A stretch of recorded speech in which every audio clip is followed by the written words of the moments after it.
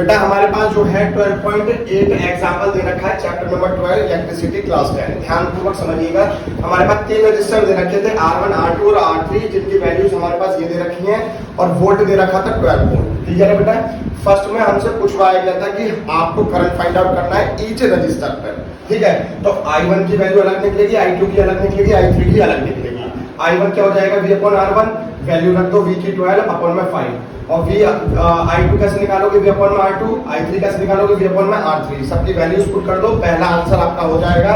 Second में total current आपसे पूछा गया था, जो I1, I2, I3 की वैल्यू आई है सबको क्या कर दो बेटा, ऐड कर दो। आपके पास टोटल रेजिस्टेंस और टोटल करंट कितना आ जाएगा, 4 एम्पियर। लास्ट आपसे पूछा गया था कि बेटा आपको जो है टोटल रेजिस्टेंस फाइंड आउट करनी है। तो सबसे पहले हमें ये जानना पड़ेगा जितने भी ये रेजिस्टेंस थे वो किसमें थे बेटा, पैरेलल में। तो इसमें जो पैरेलल वाला फॉर्मूला लगेगा दैट इज 1/R बराबर में 1/R1 plus 1/R2 plus 1/R3। R1 की वैल्यू लगा दी, R2 की वैल्यू लगा दी, R3 की वैल्यू लगा दी। इससे आप क्या करोगे बेटा, RP की वैल्यू फाइंड आउट कर लोगे दैट इज 3 ओम। ये आपके पास 12.8 एग्जांपल था। बाकी जो भी आपको दिक्कत है कमेंट सेक्शन में बता दें। Thank you. तो बेटा देखो हमारे पास एग्जांपल नंबर 12.9 है, बहुत ध्यान से देखना question. R1, R2, R3, R4 और R5 दे रखी है और पिक्चर हमारे पास ये दे रखी है। तो अगर मैं देख पा रहा हूँ तो देखो करंट बेटा +2 नेगेटिव जाता है ना। तो यहाँ से करंट अगर आई गया है, ठीक है, तो ये बट गया यहाँ पर, और R1 के लिए I1 जाएगा, R2 के लिए I2 जाएगा। क्लियर हो गई ये बात। तो यहाँ पर करंट बट गया ना, ठीक है। तो ये R1 और R2 किस में होंगे बेटा, पैरेलल में होंगे। तो R1 एंड R2 को मैंने अलग से सॉल्व कर लिया है।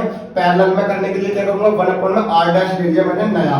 ठीक है, 1/R1 प्लस में 1/R2 दोनों को सॉल्व कर लूंगा। मेरे पास R' की जो वैल्यू आ जाएगी वो कितनी आ जाएगी बेटा, 8 ओम आ जाएगी। क्लियर हो गई।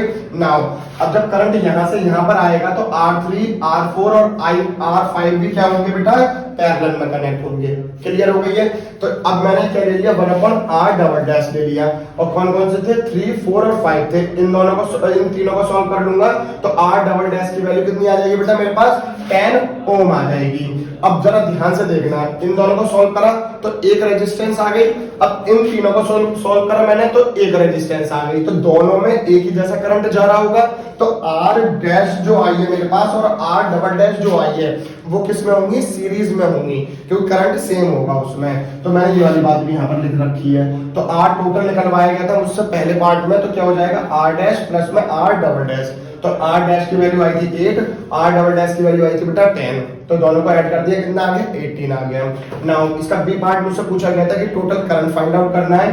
तो I इक्वल में क्या होता है, V/R, और यहाँ पर R क्या हो जाएगा, टोटल R हो जाएगा, क्योंकि टोटल करंट निकाल रहे हैं हम। तो यहाँ पर V की वैल्यू हमारे पास 12 वोल्ट दे रखी थी, अपॉन में 18 सॉल्व कर लोगे तो 0.67 एम्पियर आ जाएगी। ये आपके पास था 12.9। ठीक है बेटा।